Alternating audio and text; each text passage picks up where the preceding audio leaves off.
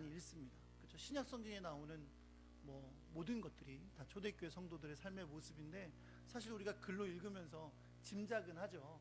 이랬겠구나 저랬겠구나 라고 짐작은 하지만, 사실 굉장히 이해하기 힘든 이유가 시간적으로도 굉장히 오래됐고, 그렇죠? 2000년이 넘는 시간, 2000년이 되는 시간에 간격이 있고요. 또 지리적으로도 보통 성경에 나오는 건 다 이스라엘 주변의 팔레스타인 지역을 중심으로 된 것인데, 거리도 굉장히 멀어서 우리와 기후도 다르고 사는 방식도 다르고 문화도 다른 그런 곳의 이야기가 성경에 기록이 되어 있습니다. 실제로 언어도 너무나 달라서 우리가 생각할 때는 그냥 우리 한국말로 읽으니까 다 우리식으로 이해를 하지만, 실제로 이 언어 자체에 담겨있는 내용이 문화적으로 굉장히 다른 것도 많이 있는 것이 사실입니다. 그런 면에서 성경의 이야기가 영화로 만들어지면 우리에겐 참 큰 유익이에요. 왜냐하면 그래도 눈에 볼 수 있게, 아 그랬겠구나 라는 것을 시각적으로 보게 해주기 때문이죠. 그러니까 영화를 만드는 사람들, 그러니까 성경의 이야기를 영화로 만드는 사람들은 최선을 다해서 고증을 해야죠. 그렇죠? 정말 그때의 삶의 모습을 최대한 담아내기 위해서 노력을 많이 해야 되겠죠. 근데 그뿐 아니라 또 사실은 상상력도 필요할 거예요. 당장 본 건 아니니까 상상력을 통해서 성경의 이야기가 이렇게 이어졌겠구나라는 것을 잘 검증하고 준비해서 성경의 이야기를 영화로 만들 수 있을 것입니다. 우리가 지난 수요일에 아마 50명 정도 되는 우리 성도님들과 함께 바울이라는 영화를 같이 우리가 영화 CGV에서 같이 상영한 것을 보았습니다. 그 영화를 통해서 우리는 네로 황제의 큰 박해가 일었을 시대에 로마 교회의 성도들의 모습을 아주 작은 부분이지만 그 상황을 우리가 정말 실감나게 볼 수가 있었습니다.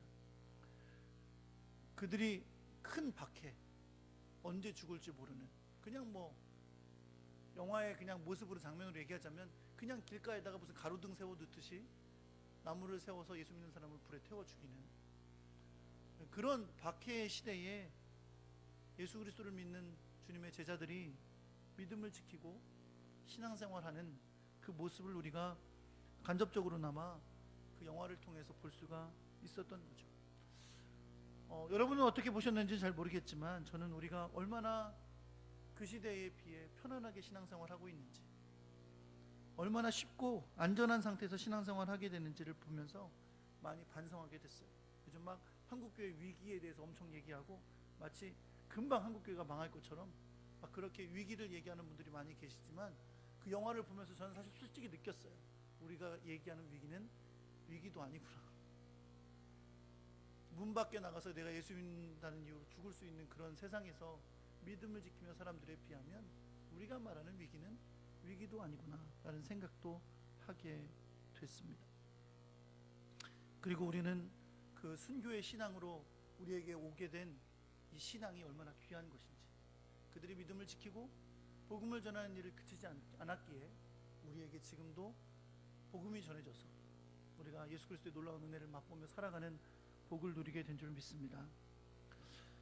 그 시대의 초대교회 사역자들과 성도들이 그렇게 목숨을 걸고 믿음을 지키며 했던 수많은 복음의 사역들이 있는데, 그 중에 한 가지가 뭐였냐면, 오늘날 우리가 성경에 기록되게 된, 성경에 들어오게 된 이 성경을 기록하고 그것을 전파하는 일이었습니다.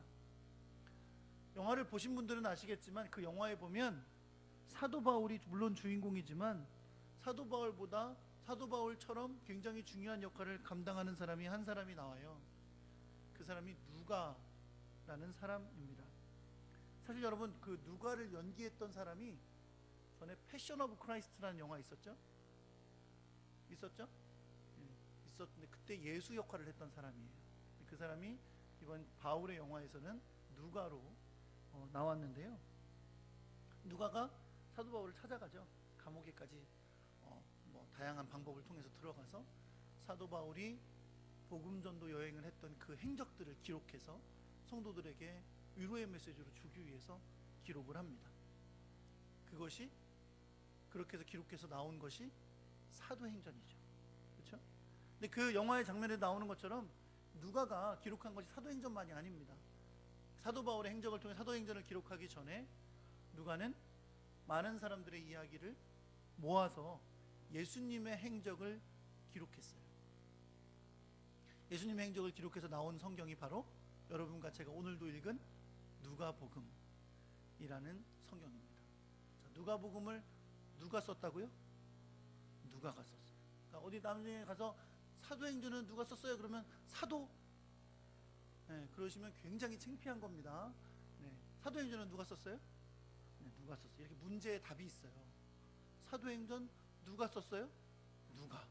이렇게 문제의 답이 있어요. 수능이 얼마 남지 않았는데 수능도 이렇게 풀면 됩니다. 다 문제에 답이 있어요. 사랑하는 성도 여러분, 누가가 기록한 누가복음은 수많은 성도들에게 예수 그리스도의 사역을 소개했고 그들이 어떻게 신앙생활하고 믿음으로 살아가야 되는지를 우리에게 보여주는 굉장히 중요한 성경이 되었습니다. 오늘 여러분과 제가 읽은 본문의 말씀은 누가가 기록한 수많은 성경의 내용 중에 정말로 유명한 예수님의 비유 중에 하나입니다. 흔히들 뭐라고 부르는? 탕자의 비유라고 부르는 이야기입니다.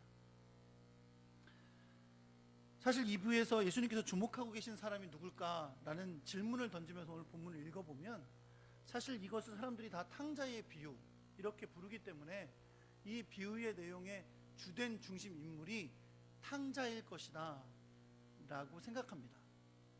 그쵸? 탕자, 사람 이름이죠? 아니에요. 네. 갑자기 지금 돌 다 깨신 분들은 이렇게 하신다고요. 그러면 안 돼요. 탕자는 사람 이름이 아니고 방탕한 아들이라는 의미의 줄임자죠. 한문으로 기록한 거예요. 그런데 여러분 가만히 성경을 들여다보면 물론 이 제목을 탕자의 비유라고 할 수 있어요. 왜냐하면 탕자 이야기가 나오니까. 그러나 오늘 이 본문에서 예수님께서 주되게 관심을 갖고 있는 이 비유에서 주되게 관심 갖고 있는 인물은 사실 탕자보다는 큰 아들입니다. 왜 큰 아들이라고 말씀하는 거냐면 여러분 성경의 앞뒤를 이 비유가 나오는 앞뒤를 생각해 보면 예수님은 지금 이 비유를 누구에게 주되게 말씀하시고 있는 거냐면 예수님께서 세리와 죄인들과 함께 교제를 나누고 음식을 먹는 것을 보고 아주 불편해하면서 비난했던 바리새인들과 율법학자들에게 하시는 말씀이에요. 이들에게 하시는 말씀 가운데 이 비유가 나오는데 그렇다면 이 비유에 분명 예수님께서 이 사람이 바로 너희들이다 라고 하는 사람이 등장할 거예요. 그렇죠? 그런데 이 비유에 등장하는 바로 그들, 그러니까 바리새인과 율법학자들에 해당되는 사람은 누구냐면 바로 큰아들입니다. 우리가 지난주에 함께 나누었던 잃어버린 양의 비유와 또 뭐가 있었죠? 잃어버린 드라크마. 지난주에 안 나오신 분들이 되게 많으시네요. 지난 잃은 양의 비유와 잃어버린 드라크마의 비유에서도 보면 예수님은 세리와 죄인들과 교제를 나누시다가 지금 그것을 비판하는 바리새인들과 율법학자들의 이야기를 들으시고 얼마나 주님이 잃은 양을 찾는 것을 원하시고 잃은 드라크마를 찾는 걸 바라시는지를 설명하기 위해서 말씀을 했어요. 그리고 그 말씀이 이어서 오늘 우리가 흔히 탕자의 비유라고 하는 말씀이 나오고 있는 거죠. 그러니까 결국 예수님은 지금 율법학자들과 바리새인들의 이 예수님을 향한 공격, 죄인과 세리들과 함께한다는 그 공격에 대해서 답을 해주기 위해서 이 본문의 말씀을 하고 있는 거예요. 그런 면에서 오늘 본문에 우리가 주목해서 보아야 될 인물은 물론 탕자도 그렇지만 큰아들이다 라는 사실을 말씀드리는 겁니다. 자, 그래서 제가 오늘 이 본문의 말씀을 다시 이제 큰아들의 입장에서 다시 한번 재구성해 볼 거예요. 큰아들의 입장에서 다시 재구성해서 한번 여러분에게 말씀을 드려볼 거예요. 여러분 이 말씀을 들으시면 제가 분명히 이것을 준비하면서 온갖 상상력을 발휘했거든요. 그러니까 이 얘기를 들으시면서 우리 목사님 좀 이상해지셨는데 성경에 안 나오는 얘기를 자꾸 하시네? 이렇게 얘기하셔서 목사님이 3단인가 보다 이렇게 생각하시면 안 됩니다. 아셨죠? 상상력을 발휘해서 이 얘기를 다시 한번 생각해 최대한 성경에 충실해서 그렇게 이야기를 할 거예요. 네, 제가 이걸 이렇게 꾸며서 상상해서 이야기를 하다 보니까 약간 읽는 차원으로 말씀을 드릴 건데, 제가 읽는 차원으로 말씀드린다고 여러분이 평소에 책 읽듯이 주무시면 안 돼요. 아셨죠? 여러분도 같이 상상의 날개를 펴면서 들으셔야 됩니다. 아셨죠? 네, 아셨죠? 네, 눈 뜨시고 잘 들어보시기 바랍니다. 자, 항상 그래왔던 것처럼 밭에 나가서 종들과 함께 농사일을 하던 큰아들은 저녁이 돼서 집에 돌아왔습니다. 큰아들이 집에 돌아온 것을 한 아버지가 큰아들을 부릅니다. 야, 일로 좀 와봐라. 그리고 큰아들에게 이 아버지가 그에게 남겨줄 유산을 설명해 줍니다.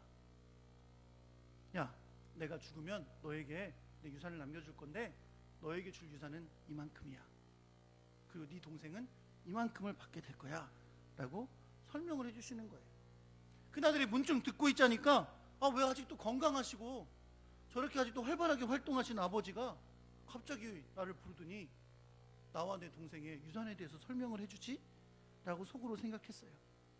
그리고 아버지께 묻습니다. 아버지, 왜 갑자기 저에게 유산을 뭘 주시겠다고 말씀을 해주시는 거예요? 라고 물었더니 아버지께서 이렇게 얘기하시죠.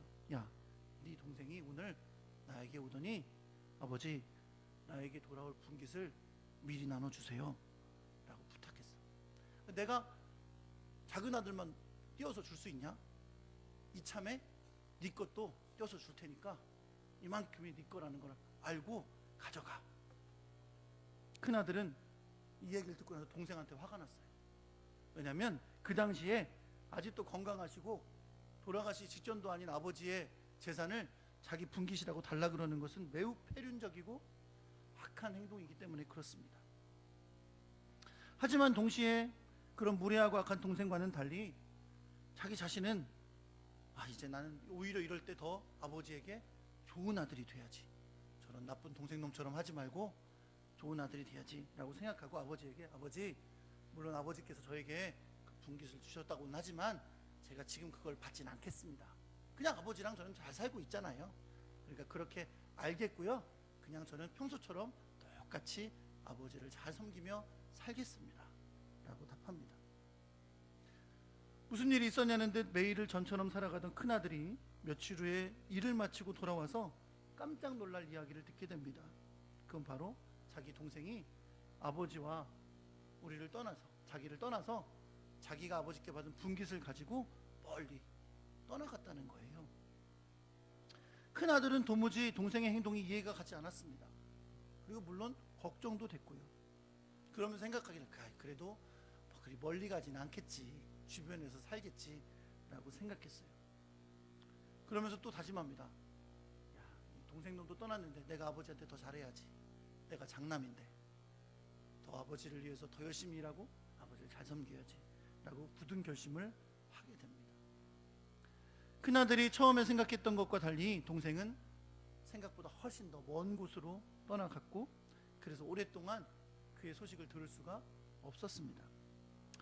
종종 이 큰 아들은 동생이 어떻게 지내는지, 아버지에게 받아간 재산은 잘 지키고 있는지 궁금했습니다. 그러면서도 걱정도 됐어요. 이 철없는 동생이 낯선 곳에 가서 어려운 일을 만나진 않을지, 혹은 재산을 잘못 관리해서 잃어버리진 않을지 걱정이 되기도 했습니다. 그리고 큰아들은 종종 이런 모습을 보게 됐어요.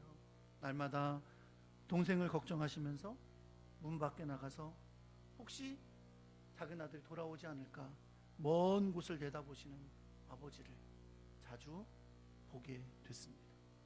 그 모습을 보면서 큰아들은 또 결심했어요. 뭐라고요? 내가 잘해야지. 내가 우리 작은 동생처럼 하지 말고 내가 아버지한테 더 잘해야지, 좋은 아들이 돼야지 라고 다짐했습니다. 그렇게 몇 년이 흘렀습니다. 큰아들은 언제나처럼 밭에 나가 농사일을 돌보며 하루의 일과를 보냈습니다. 날이 저물어 집으로 돌아오는데 집에 점점 가까워지면서 잔치 소리가 들려오는 것을 듣게 됐어요. 분명히 그 소리는 자기 집에서 나는 소리였고, 소리의 내용은 풍악 소리, 그리고 사람들이 춤추며 노래하는 소리였습니다. 큰아들은 집을 가까이 오면서 속으로 되짚어봤어. 가면서 봐, 오늘이 무슨 날인가? 우리 어머니 생신, 가면서 봐, 내 생일은 아닌데 혹시 빼빼로데이인가? 오늘이 빼빼로데이거든요. 이런 생각을 하면서 집으로 가까이 오는데 아무리 생각해도 그날은 특별한 날이 아니었습니다. 아침에 일을 나갈 때도 그 누구도 오늘 특별한 날이 있고 잔치가 있다고 말하지 않았었거든요. 그래서 집으로 가까이 오면서 도대체 이 잔치 소리가 왜 나는 건지, 무슨 잔치가 벌어진 건지 너무나 궁금해졌습니다. 집에 들어서는데 큰 아들은 밖에 서 있던 한 종을 발견합니다. 그래서 그를 불러요. 그리고 그에게 도대체 이 잔치가 왜 벌어진 것인지 그 종에게 묻습니다. 이 종은 한껏 들뜬 얼굴로 기쁘게 밝게 웃으면서 큰 아들에게 다가와서 설명해 줍니다. 이 잔치는 아버지로부터 자신의 분깃을 가지고 떠났던 동생이 돌아온 것을 기뻐하는 잔치입니다 라고 말해 줍니다. 그 얘기를 들으니까 큰아들도 너무 기뻤어요. 아, 동생이 돌아왔구나, 그래서 아버지가 너무 기쁘시구나 라고 기뻐하면서 좋아했어요. 그런데 뒤이어 이 종이 동생이 돌아오게 된 상황을 더 자세하게 설명해 줍니다. 들어보니 또 깜짝 놀랐어요. 왜냐하면 종이 이야기해 주는 거죠. 그의 동생이 먼 나라에 가서 허랑방탕하며 지내다가 재산을 다 날려버렸고 이방 사람들 사이에서 종이 돼서 거지처럼 살다가 그래서 결국 이렇게 돌아온 겁니다 라고 이야기를 해주는 겁니다. 그 이야기를 들었을만 해도 동생에 대해 화가 치밀어 올랐는데, 그런 아들이 돌아왔다고 해서 큰 잔치를 벌이는 아버지의 행동에는 더 화가 났어요. 그 많은 재산을 다 날려버린 동생을 너는 우리 아들 아니다 라고 내쫓아도 부족할 판 같은데, 아버지는 그 아들을 받아주기만 할 뿐 아니라 아주 성대한 잔치를 베풀어서 온 집안 사람들과 이웃들을 불러 아주 기뻐하며 즐기고 있었기 때문입니다. 종이 주인님도 들어가셔서 같이 이 잔치를 즐기시죠 라고 큰아들을 이끌었지만 큰아들은 종의 손을 뿌리치고 잔치자리로 들어가지 않습니다. 아마 종이 안으로 들어가서 아버지에게 소식을 전했을 거예요. 큰아들님이 오셨는데 화가 나셔서 안 들어오십니다. 아버지가 밖으로 나오십니다. 그리고 큰아들을 만나시죠. 큰아들을 만나 아버지가 얘야, 네 동생이 돌아왔다, 들어가서 우리 잔치를 즐기자 라고 청하지만 이 아들은 아버지의 손길을 뿌리치며 화를 냅니다. 아버지, 어떻게 이러실 수가 있습니까? 저는 정말 몇 년 동안 아버지만을 섬겼고 아버지의 말씀을 한 번도 어긴 적이 없잖아요. 근데 언제 한번 저를 위해서 염소 새끼 한 마리 잡아주신 적 있습니까? 염소 새끼 한 마리 잡아주면서 네 친구들과 함께 즐겨라 라고 해주신 적이 있습니까?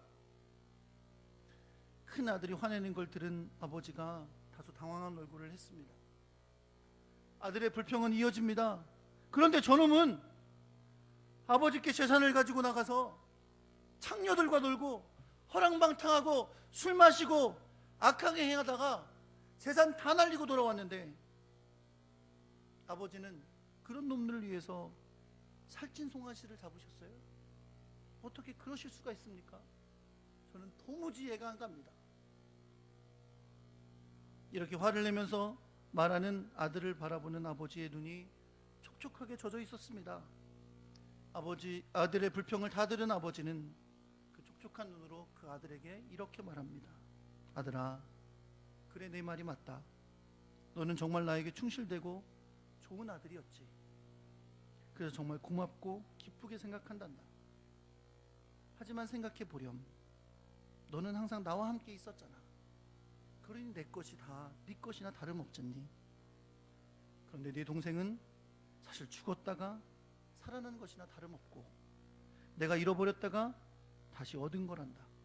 이건 정말 나에게는 참을 수 없는 큰 기쁨이야. 너도 나와 함께 기뻐해 주지 않겠니? 사랑하는 성도 여러분, 이 이야기가 남의 이야기가 아니라 나의 이야기라고 생각해 보시기 바랍니다. 그리고 나는 작은 아들이 아니라 큰 아들이라고 생각해 보시기 바랍니다. 뭐 사람마다 성격이 다르니까 조금 다르게 행동할 수는 있겠지만 분명 내가 큰아들이라면 아버지에 대한 섭섭함이 없을 겁니다. 또한 동시에 동생을 향한 미운 마음이 없을 수가 없겠죠. 여러분, 주님은 그 마음을 우리에게 보여주시는 거예요. 이 비유를 통해서 그 큰아들의 마음을, 그리고 그것이 바로 바리새인들과 율법학자들의 마음이라고 이 비유로 보여주고 계신 겁니다. 물론 여러분, 동생이 행한 일은 악한 일이었습니다. 아직 돌아가시지도 않고 돌아가실 때도 아닌데 아버지에게 자기 분깃을 달라고 한 것부터 아주 패륜적이고 악한 행동이었어요. 그리고는 먼 나라로 떠나가서 그 돈을 흥청망청 썼는데, 돈을 많이 써서 문제가 아니라 그는 이 돈을 매우 음란하고 악하고 죄악된 모습으로 탕진해 버렸습니다. 결국 그런 가운데 그들은 재앙을 만난 거죠. 그는 그 나라가 흉년이 들어서 먹을 것이 없고 고난 가운데 빠졌어요. 궁핍에 빠져버린 그는 이방인의 집에 들어가서 유대인들은 아주 부정한 것으로 여기는 돼지를 치는 사람, 돼지를 치는 종으로 살았고, 먹을 것이 없어 돼지가 먹는 쥐염연멸로 배를 채우고자 했는데 그 또한 주는 사람이 없었습니다. 죄를 지었습니다. 그리고 그러다가 재앙을 만났습니다. 궁핍해졌고 처량한 인생이 됐습니다. 예수님께서 비유하신 이 작은 아들은 바로 바리새인들과 율법학자들이 죄인이라고, 부정하다고, 더럽다고 그들과 식사도 하지 않으려 하고, 심지어 종교적으로 부정해질까 봐 접촉도 하지 않으려고 했던 바로 세리와 죄인들입니다. 사랑하는 성도 여러분, 예수님의 비유는 이 작은 아들에게 일어난 놀라운 반전을 보여줍니다. 그는 자신의 삶을 탄식하며 그 고통 가운데 아버지를 떠올렸습니다.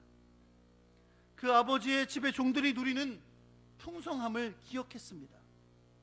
그리고 자기가 아버지와 하나님 앞에서 얼마나 큰 죄를 지었는지를 깨달았습니다. 그래서 생각하기를, 나는 아버지에게 아들이라고 불릴 만한 이제 자격을 잃어버렸고, 내가 아버지께 지은 죄를 생각하면 나는 아버지에게 갈 자격도 없지만, 그러나 우리 아버지의 집에는 종들도 풍족하니까 내가 가서 아버지에게 나는 아버지 아들이라 불릴 자격 없으니 그냥 종으로라도 살게 해달라고 부탁해야지. 그러면서 그는 그 아버지를 찾아 돌아오게 됩니다. 마치 습관처럼 밖에 나와 혹시 아들이 돌아오지 않을까 먼 곳을 바라보고 있던 아버지가 먼 발치에서 걸어오고 있는 작은 아들을 발견하게 됩니다. 물어보지 않아도 멀리 있는 모습만 보아도 그가 지난 시간 동안에 어떤 삶을 살았는지 알 수 있었어요. 신발도 신지 않았고, 옷은 거지와 같았고, 먹지 못해 삐쩍 마른 모습으로 멀리서 걸어오고 있었습니다. 아버지는 그 모습을 보자 그를 향한 불쌍한 마음, 이 치근한 마음을 감출 수가 없었습니다. 그래서 달려갑니다. 달려가서 작은 아들을 품에 안고 입을 맞췄습니다. 자신의 죄를 자백하며 아들이 될 자격이 없음을 고백하는 작은 아들의 이야기를 듣는 둥 마는 둥 하며 아버지는 종들을 불러서 옷을 주라고, 신을 신겨주라고, 그리고 가락지를 껴주라고, 그리고 나서는 살찐 송아지를 잡고 큰 잔치를 벌리게 됩니다. 아버지는 이렇게 작은 아들을 위해 큰 잔치를 벌이는 이유를 이렇게 말합니다. 이 내 아들은 죽었다가 다시 살아났으며 내가 잃었다가 다시 얻었노라.